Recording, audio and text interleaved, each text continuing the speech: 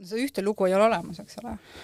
See lugu muutub tegelikult peaaegu iga päev. Ei, no see lugu on lihtsalt nii kihiline ja lõppkokkuvõttes ta küsibki, et mis see, ma arvan, see lugu sõltub kontekstist, see lugu sõltub, kes küsib, mida ta küsib, mis kihti tundub, et ta küsib, eks ju, et siis tegelikult küsimus ei ole ainult see, mis lugu mina räägin, vaid küsimus on see, mida ma sult välja loen, mida sa mult tahad.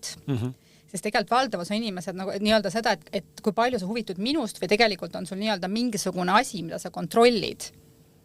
Et mulle tundub, et sa oled selline, ma tegelikult kontrollin oma lugu sinust, mitte ma ei taha kuulda sinu versiooni sinu loost, vaid ma tahan kuulda, et mul õigus oleks.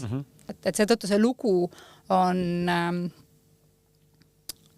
üks fiktsioon, mida me siis valime sel hetkel jagada mingil kujul või mida me mudime ja või samamoodi inimesed, kui nad hakkavad tegema midagi muud, ma ei tea, et ma olen eluaeg kartnud esinemist.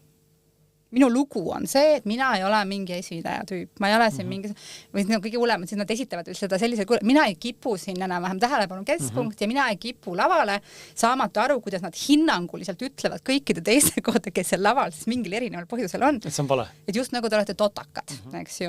Ja see on see, kuidas nüüd see passiiv-agressiivselt tegelikult nagu see enda mingisugune selline hirmu kaitsmine täiesti tahtmatult võib toota täiesti teise hukkamõistu